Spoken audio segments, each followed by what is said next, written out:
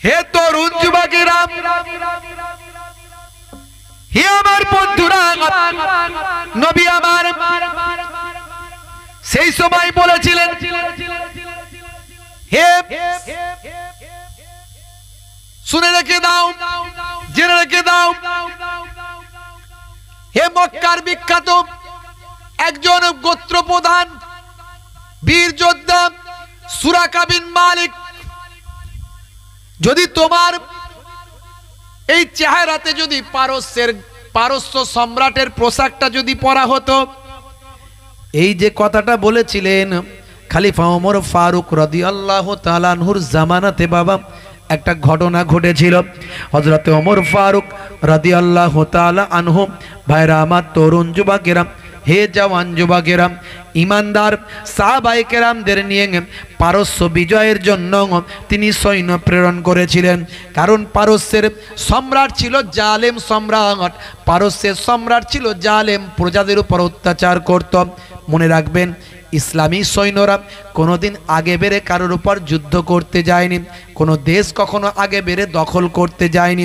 সেই দেশের রাজা যখন মানুষের উপর অত্যাচার করে তাদেরকে থামাতে তখন যায়, থামাতে গিয়ে যুদ্ধ হয়, সেই যুদ্ধে আল্লাহ ইমানদারদের জয়লাভ করে সেই জায়গায় বিজয় দান করেন।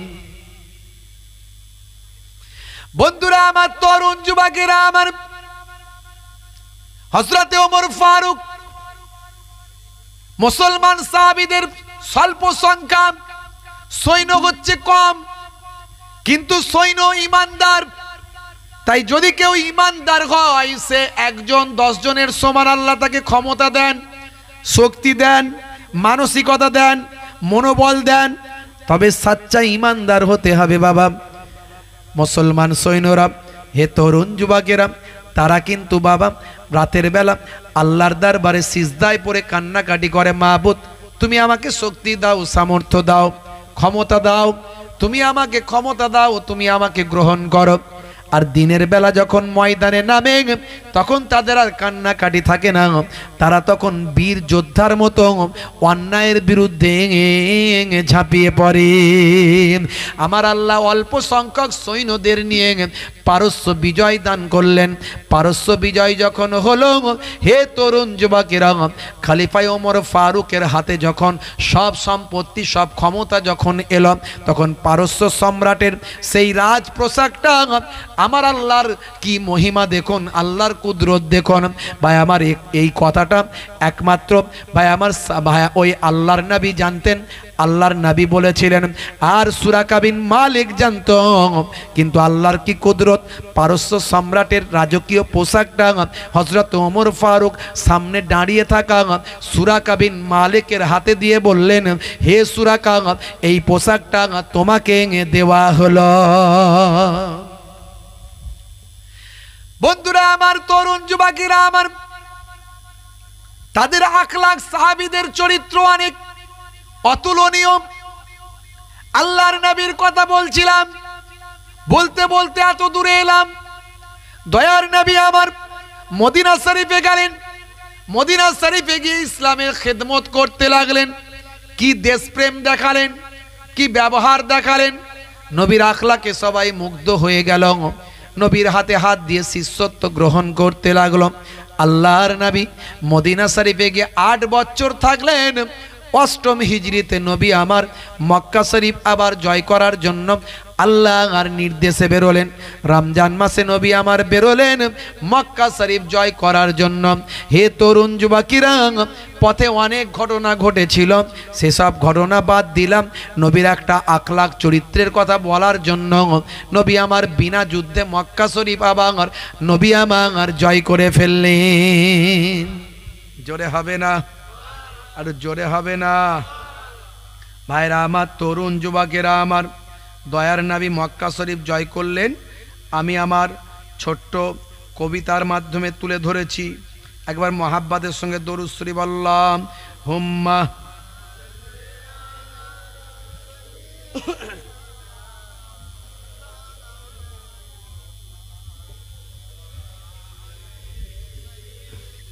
কষ্ট হচ্ছে আপনাদের? এই কষ্ট হচ্ছে? জোরে বলেন কষ্ট হচ্ছে, শেষ করে দেব? এটা বলেন শেষ করে দেব? সন্ধ্যা থেকে ওয়াজ শুনছেন, কত ওয়াজ শুনবেন? মহাব্বতের সঙ্গে দরুদ শরীফ আল্লাহুম্মা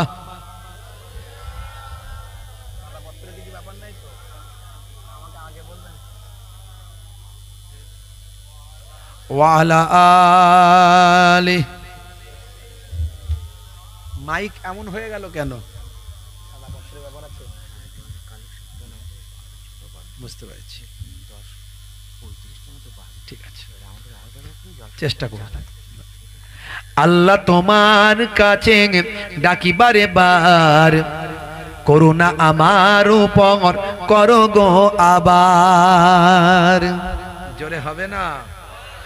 আল্লাহ তোমার কাছে ডাকি বারে বার, করুণা আমার উপর করো গো আবার। অষ্টম হিজরি দিনটা এলে, 10ই রমজান সকলে মিলে রাসূল আমার রওয়ানা দিলেন মক্কায়। মক্কার পথে সাহাবী নিয়ে 10,000 সাহাবী সঙ্গে তার, 10,000 সাহাবী সঙ্গে তার। মক্কার জালিম কাঁপে থর থর। জোরে হবে না? জোরে হবে না? দয়ার নবী আমার মক্কায় প্রবেশ করলেন বিনা যুদ্ধে। অনেক ঘটনা। নবী আমার বললেন, কার কাছে কাবা ঘরের চাবি আছে? কাবা ঘরের তালা চাবি কার কাছে আছে? কুফফারদের নেতা উসমান বিন তালহা। দেখুন কি ব্যবহার। নবী আমার বললেন, হে তালহা, উসমান বিন তালহা, কাবা ঘরের চাবি দাও। হে তরুণ যুবকেরা, ভয় থরথর করে কাঁপছে। নবী আমার হয়তো এখনই আমাকে হত্যা করে ফেলবেন। না, নবী আমার বললেন, হে মক্কার মানুষেরা, তোমরা আমার উপর অনেক অত্যাচার করেছো। আমার রক্তে, আমার সারা শরীরের রক্তে মক্কার মাটি লাল করে দিয়েছো। আমাকে অনেক কষ্ট দিয়েছো, অনেক জুলুম করেছো। আমার দান মোবারক শহীদ করেছো, আমার সাহাবাদের শহীদ করে দিয়েছো। তারপরও আজকের দিনে আমি আবার মাতৃভূমি জয় করেছি। বলো তুমি, তোমরা আমার কাছ থেকে কি ব্যবহার পেতে চাও? মক্কার মানুষেরা বলেছিল, ইয়া রাসূলুল্লাহ, হাবিবাল্লাহ, আজকে আপনার কাছ থেকে আমরা ভালো ব্যবহার পেতে চাই। আল্লাহর নবী বললেন, ঠিক বলেছো, আমাকে আমার আল্লাহ রাহমাতুল লিল আলামিন করে পাঠিয়েছেন। ওয়ামা আরসালনাকা ইল্লা রাহমাতাল লিল আলামিন। আমি সারা আলামের জন্য রহমত হয়ে এসেছি। আমি বদলা নেওয়ার জন্য আসিনি। আমার ভাই নবীরা একে অপরের ভাই তো বটেই। আমার ভাই হযরত ইউসুফ আলাইহিস সালাম তার ভাইদেরকে ক্ষমা করেছিলেন।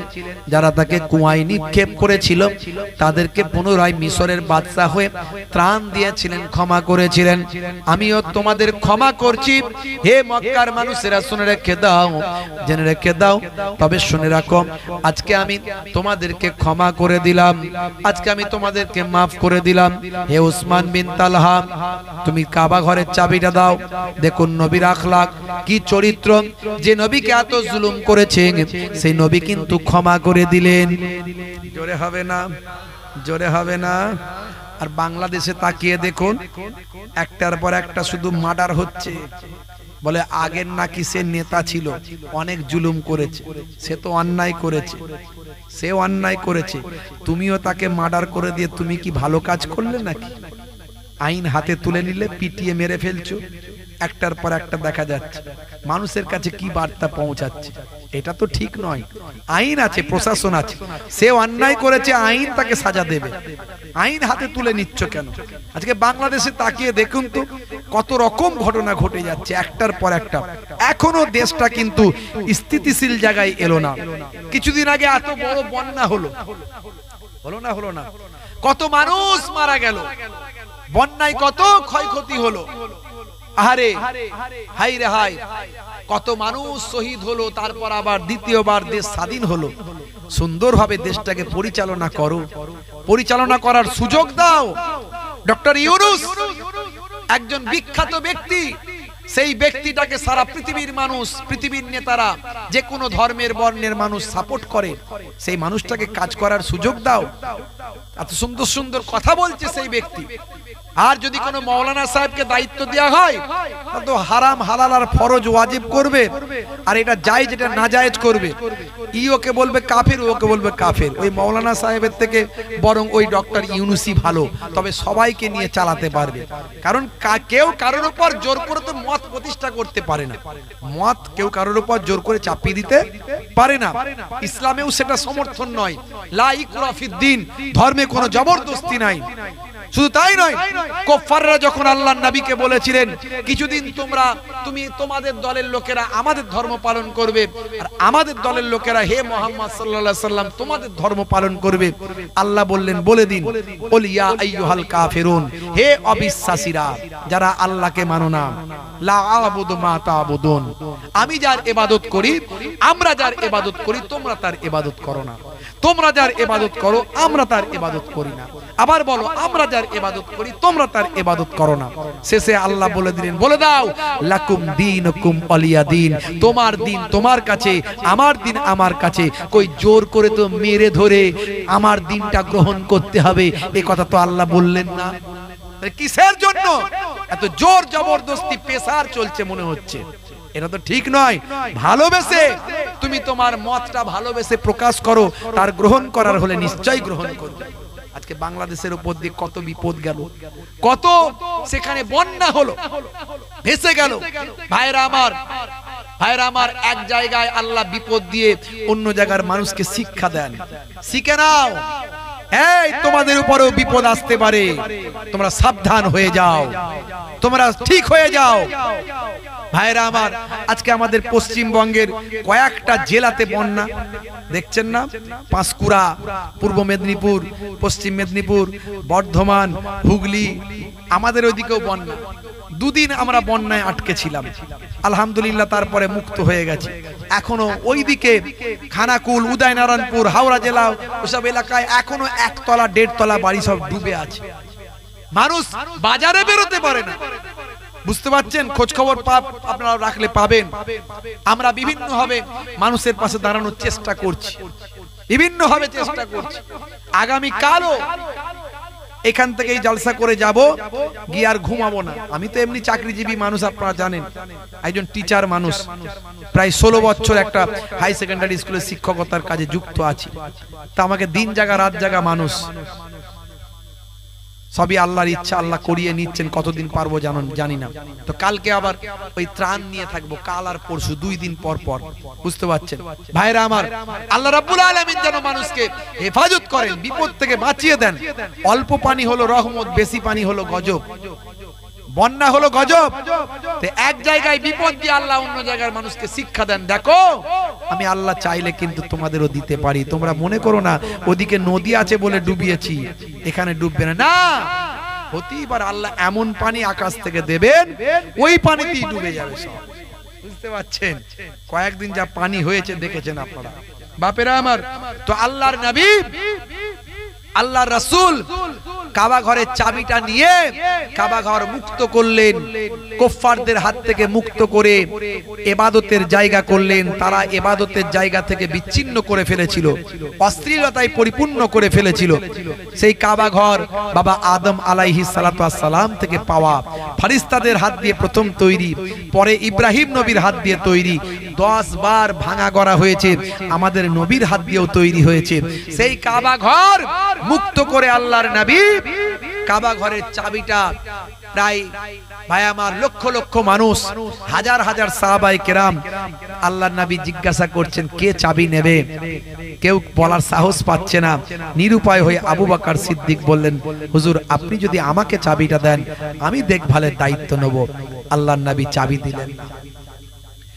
হে তরুণ যুবকেরা, হযরত আবু বকর সিদ্দিককে দয়ার নবী চাবি দিলেন না। হযরতে দয়ার নবী তখন আবার বলছেন কে চাবি নেবে, কাবা ঘরের চাবি দেখভাল কে করবে? হযরতে ওমর ফারুক চিন্তা করছেন এবার আমার পালা, কেউ তো আর হাত তুলবে না, আমার দিকেই সবাই তাকিয়ে আছে। হুজুর যদি আমাকে চাবিটা দেন আবু বকরকে তো চাবিটা দিলেন না, যদি আমাকে চাবিটা দেন কাবা ঘরের খাদেম হওয়ার সুযোগটা আমি ওমর গ্রহণ করব। আল্লাহর নবী হযরতে ওমরকেও কাবা ঘরের চাবিটা দিলেন না। আবার নবী আমার বলছেন, কে নেবে চাবি, কাবা ঘরের দেখভাল করবে, খাদেম হবে। এবার চিন্তা করছেন ওসমান জিন্নুরাইন, আমি হয়তো হাতটা একবার তুললে যদি নবী আমাকে দেন, কোন ওসমান, যে ওসমানকে আল্লাহর নবী বলেছেন ওসমান হলো আমার জান্নাতের বন্ধু। কোন ওমর, যে ওমরের কথা আল্লাহর নবী বলেছেন লাউকানা বাদি নবিয়ুন লাকানা ওমর, আমার পরে আল্লাহ যদি কাউকে নবী বানাতেন হযরতে ওমর নবী হতো। কোন আবু বকর, যে আবু বকরের কথা আল্লাহর নবী বলেছেন যে আমার तमाम উম্মতির নেকির পাল্লা যদি এক পাল্লায় চাপানো হয় আর আমার আবু বকরের নেকির পাল্লা যদি আরেক পাল্লায় চাকানো হয়, নেকিটা যদি আরেক পাল্লায় চাপানো হয়, আমি নবী বলি আবু বকরের একদিনের নেকির পাল্লাটা ভারী হয়ে যাবে, तमाम পৃথিবীর উম্মতিদের নেকির পাল্লা হালকা হবে। সেই আবু বকরের হাতেও কাবা ঘরের চাবি দিলেন না, ওমর ফারুকের হাতেও দিলেন না, ওসমান জিন্নুরাইনের হাতেও দিলেন না, দয়ার নবীর সাহাবায়ে কেরাম হুজুরদের হাতে দিলেন না। কিন্তু নবী বলছেন কে চাবিটা নেবে? হযরতে আলী মুর্তজা কারামাল্লাহু ওয়াজহু, তিনি শেষে অবশেষে হাতটা তুললেন। মাওলা আলী হাতটা তুলে বলেন, ইয়া রাসূলুল্লাহ, ইয়া হাবিবাল্লাহ, আমার হাতে যদি আপনি চাবি দেন তাহলে আপনার খানদান, আপনার খানদানের হাতেই চাবিটা থাকবে, আপনার আহলে বায়াতের হাতেই চাবিটা থাকবে। আমার হাতে যদি চাবি দেন ইমাম হাসান আর হুসাইনের হাতেই চাবিটা থাকবে। আল্লাহর নবী শের খোদা আলীর হাতেও চাবিটা দিলেন না। কোন আলী? যে আলী সম্পর্কে আল্লাহর নবী বলেন আনা মদিনাতুল ইলমি ওয়া আলিয়ুন বাবুহা, আমি হলাম ইলমের শহর, সেই শহরের দরজা হলেন হযরতে আলী মুর্তজা। হে তরুণ যুবকেরা, আল্লাহর নবী শেষে ডাক দিলেন, ও ওসমান বিন তালহা, শুনে রেখে দাও, তুমি হলে কুফফারদের নেতা, তোমার কাছ থেকে আমি চাবিটা নিয়েছিলাম। আমার যোগ্য সাহাবীরা আছেন, আমি যদি তাদেরকে চাবিটা দিয়ে দিই তাহলে নেতাকে অপমান করা হবে, নেতাকে তার লোকের সামনে অসম্মান করা হবে, তার সঙ্গীদের সামনে তার নেতাকে ইজ্জত নষ্ট করা হবে। আমি নবী, দয়ার নবী, কোন পৃথিবীর জমিনে কোন মানুষকে অপমান করার জন্য আসি না, কোন নেতার অসম্মান করার জন্য আসি না। হে ওসমান বিন তালহা, আমি তোমার হাত থেকে চাবিটা নিয়েছিলাম, এই নাও, এই নাও, তোমার হাতেতে কাবা ঘরের চাবিটা আমি তুলে দিলাম। আজ থেকে আবার তুমি কাবা ঘরের খাদেম হয়ে গেলে। আল্লাহর নবীর হাত থেকে ওসমান বিন তালহা কুফফারদের নেতা চাবিখানা নিয়ে নিলেন, থরথর করে কাঁপছেন, ঝরঝর করে কাঁদছেন। আর এই তো নবী, নবীর ব্যবহার দেখো, নবীর ক্যারেক্টার দেখো, নবীর সম্মান দেখো, নবীর ইজ্জত দেখো, কি নবীর ব্যবহার, কি নবীর চরিত্র, আমি মুগ্ধ হয়েছি।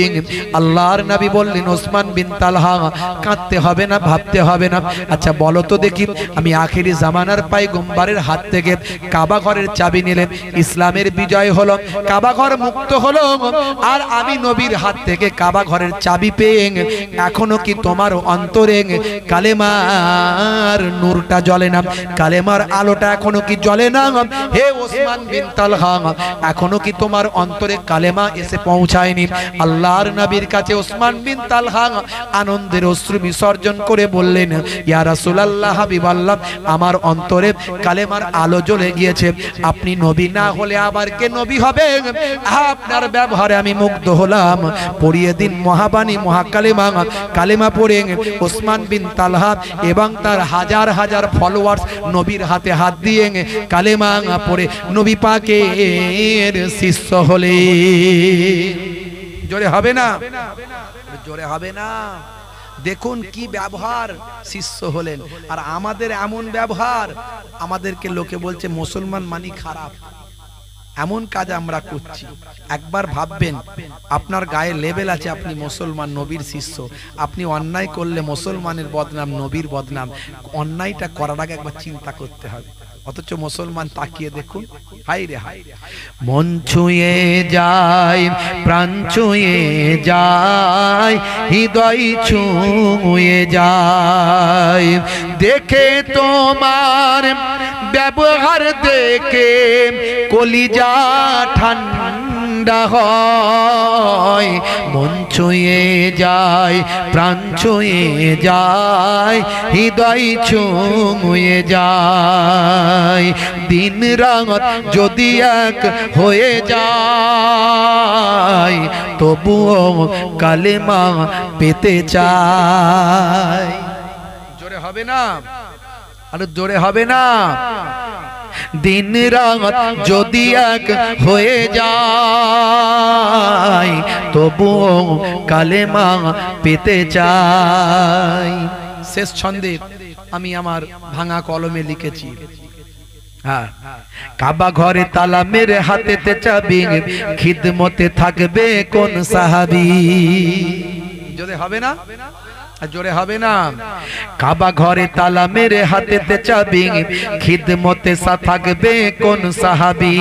কাবা ঘরে তালা মেরে হাতেতে চাবি, খিদমতে থাকবে কোন সাহাবী। বলো বলে ফেলো, বলো বলে ফেলো, বলে ফেলো, কে নেবে চাবি? বলো বলে ফেলো, বলো বলে ফেলো, বলে ফেলো, কে নেবে চাবি? কাবা ঘরে তালা মেরে হাতেতে চাবি, খিদমতে থাকবে কোন সাহাবী। আল্লাহর নবী ওসমান বিন তালহাকে, কুফফারদের সরদারকে চাবি দিয়ে মানুষের কাছে বুঝিয়ে দিলেন যে ইসলাম কি আখলাক, কি চরিত্র দেখায়। রাসূলের আখলাকে তারা সব রাসূলের শিষ্য হয়ে গিয়েছিল। জোরে হবে না? সেই আখলাককে বাস্তবায়িত করুন, সেই চরিত্রকে বাস্তবায়িত করুন। বাপ আমার, নবীর দেওয়া নামাজ ছাড়বেন না, আল্লাহর নির্দেশ। নবীর দেওয়া সুন্নত ছাড়বেন না। সুন্নত গুলোর মধ্যে সবচেয়ে বড় সুন্নত হলো মুখের দাড়ি। অনেকে দাড়ি রাখতে লজ্জা লাগে, হুজুর আমাদের একটু দাড়ি রাখলে লজ্জা লাগে। আমি বলি বিরাট কোহলির তো লজ্জা লাগে না, হরভজন সিং এর তো লজ্জা লাগে না, আপনার কিসের লজ্জা? এত নায়ক গায়ক খেলোয়াড় প্লেয়ার নেতা মন্ত্রী রেখেছে, লজ্জা কেন? বাপ আমার, লজ্জা করবেন না। আপনি ছোট দাড়ি রাখুন, বড় দাড়ি রাখতে লজ্জা লাগছে, ছোট দাড়ি রাখুন। কিন্তু হ্যাঁ, ফ্যাশন মনে করে রাখবেন না, রাখবেন নবীর সুন্নত মনে করে। আজ ছোট আছে, কাল বড় হয়ে যাবে, এই চিন্তা করে রাখবেন। যদি এই অবস্থায় মারা যান, কবরে দিয়ে দেওয়া হবে। তো নবীর সবচেয়ে বড় সুন্নত হলো মুখের দাড়ি। ওই দাড়ি সমেত যখন কবরে ঢুকবেন, ওই দাড়িটা ফ্যাশন বলে রাখা ছিল না, সুন্নত বলে রাখা ছিল।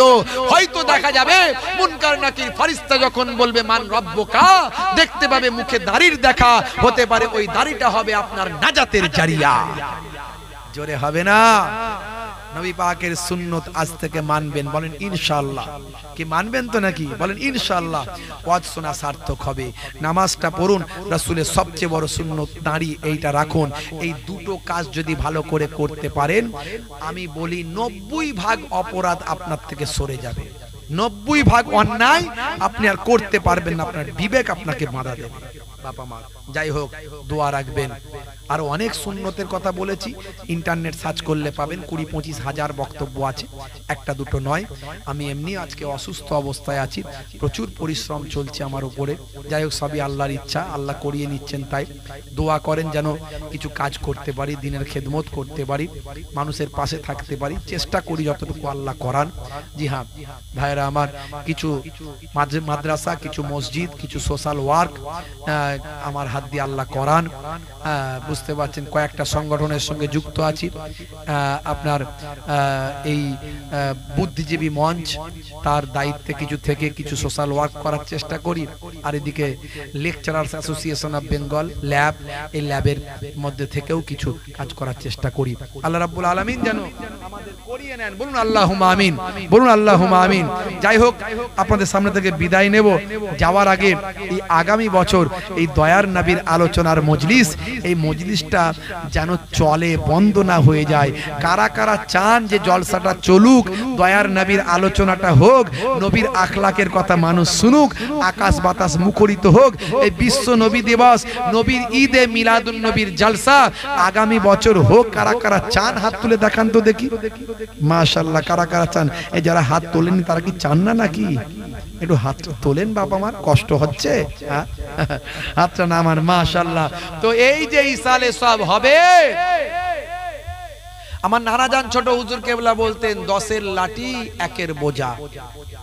আমরা সবাই মিলে অল্প অল্প করে সহযোগিতা করলে এটা অল্পতি হয়ে যাবে, আলহামদুলিল্লাহ। তো সবাই মিলে যদি একটু সহযোগিতা করি, আল্লাহ রাব্বুল আলামিন কোরআন মাজিদে বললেন ওয়ারাফানা লাকা যিকরাক, হে নবী আপনার আলোচনাকে পৃথিবীর শ্রেষ্ঠ মর্যাদা দান করেছি। সেই শ্রেষ্ঠ মর্যাদার আলোচনা এটা। আর সেই মর্যাদাপূর্ণ আলোচনায় যদি কেউ 1 দেয়, আল্লাহ তাকে 10 দেবেন। এটা আল্লাহর কোরআন। কোরআন কখনো মিথ্যা হয় না বাবা। মান জাআ বিল হাসানাতে ফালাহু আসরু আমসালিহা ওয়া মান জাআ বিস সাইয়্যাত ফালা ইউজা ইল্লা মিসলাহা ওয়া হুম লা ইউজলামুন। আল্লাহ কোরআনে বলছেন, যারা 1 দেবে আমি আল্লাহ তাকে 10 দেব। একটা ভালো করলে, একটা জাযা করলে, একটা ভালো কাজ করলে আমি তার 10টা জাযা বদলা দেব। 1001 টাকা করে চাইবো। ভাই আমার 8 জনকে, 8 জন, জান্নাত হলো 8টা, জান্নাত হলো 8টা। আমার বাপজি এসে দাঁড়িয়ে আছেন, প্রথম 1 নম্বরে নাম লেখাবেন বলে। ভাই 1 নম্বরে নাম লেখালেও ভালো, 2 নম্বরে নাম লেখালেও আল্লাহ সব কিন্তু কম দেবেন না। আমার বাপজি কি নাম বলেন? জনাব মোহতারাম ওয়াজেদ আলী সাহেব, উনি নগদ 1001 টাকা দিয়ে দিয়েছেন। জোরে বলুন মারহাবা, জোরে বলুন না মারহাবা। নারে তাকবীর, নারে তাকবীর। মাশাআল্লাহ। এই জান্নাতের বাগানে পৃথিবীর সবচেয়ে শ্রেষ্ঠ আলোচনার মজলিসটাই আগামী বছর যাতে আবার নবীর আলোচনা হয়। 2 টাকা রাখা আছে। মাশাআল্লাহ, ইয়াগফিরুল্লাহ। মাশাআল্লাহ। 2 নম্বরে কে আছেন একটু হাতটা তুলে দেখান, এটা আল্লাহর দরবারে সাক্ষী হয়ে যাবে।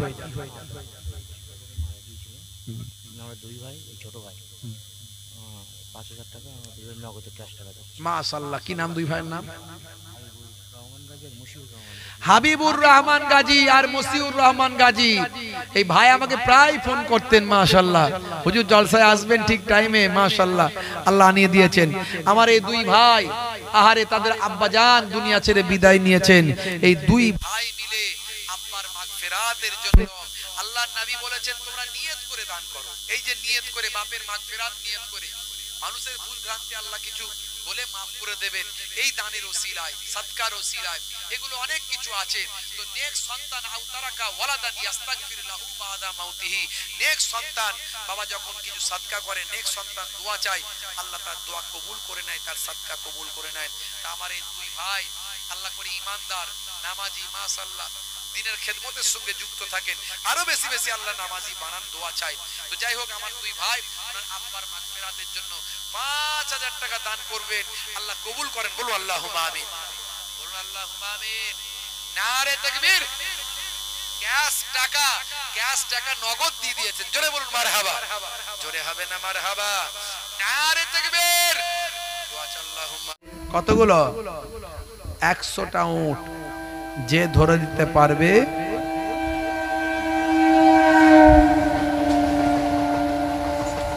জীবিত অথবা মৃত, যে ধরে দিতে পারবে 100টা উট তাকে পুরস্কার দেওয়া হবে। এই ঘোষণা যখন করলো মক্কার পালোয়ানরা, মক্কার বড় বড় যারা সব যোদ্ধা, গোত্র নেতা, তারা সব খোঁজাখুঁজি শুরু করে দিল। আল্লাহ নবী আল্লাহ রাসূলকে খুঁজে পাওয়ার জন্য, হে তরুণ যুবকেরা, হে আমার বন্ধুরা, হে আমার মুরব্বিয়ানেরা, শুনে রেখে দিন বাবা, জেনে রেখে দিন। এমন সময় দেখতে পাওয়া যায় আল্লাহর নবীকে খুঁজে পাওয়ার জন্য সকলেই ব্যতিব্যস্ত হয়ে গেল। সেই সময় হে তরুণ যুবকেরা, হে আমার মুরব্বিয়ানেরা, মক্কার একজন পালোয়ান বীর যোদ্ধা, নাম তার কি জানেন বাবা? হে তরুণ যুবকেরা, হে আমার বন্ধুরা, এমন সময় মক্কার একজন বীর যোদ্ধা সে খবরটা যখন জানতে পারল, সেও চিন্তা করলো নবীকে ধরে দিতে পারলে 100টা উট পাওয়া যাবে।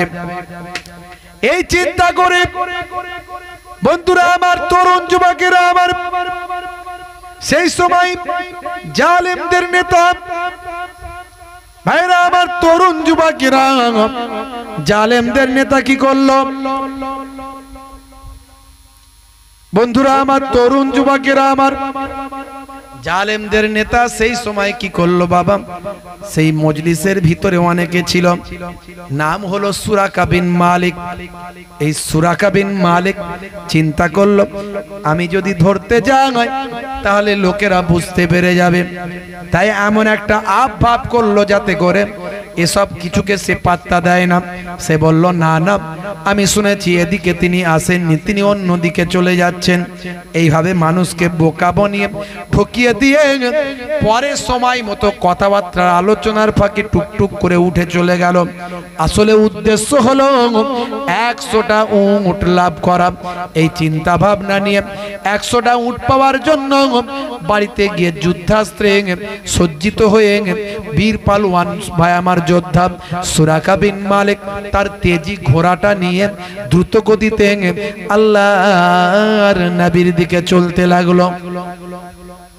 হে তরুণ যুবকেরা, আল্লাহর নবীর কাছাকাছি যখন পৌঁছে গেল, দয়ার নবী তখন উটের উপর বসে আল্লাহর কোরআন মাজিদ তখন তেলাওয়াত করছেন। দূর থেকে আল্লাহর নবীকে দেখে ফেলেছে সুরাকা বিন মালিক। কাঁধে তার ভাই আমার তীর ধনুক আছে, অসংখ্য বল্লাম আছে, যুদ্ধাস্ত অবস্থায় আছে। একজন বীর যোদ্ধা, বীর পালোয়ান বলে কথা। হযরতে আবু বকর সিদ্দিক দয়ার নবীর সঙ্গে আছেন, পথ নির্দেশক দয়ার নবীর সঙ্গে আছেন। হে তরুণ যুবকেরা, হে আমার বন্ধুরা, এমন সময় হযরতে আবু বকর সিদ্দিক বলেন, ইয়া রাসূলুল্লাহ, হাবিবাল্লাহ, সুরাকা বীর পালোয়ান আমার পেছনে আসছে, আমাদের পেছনে। আল্লাহর নবী বললেন, আবু বকর ভয় পেও না, চিন্তা করো না, ইন্নাল্লাহ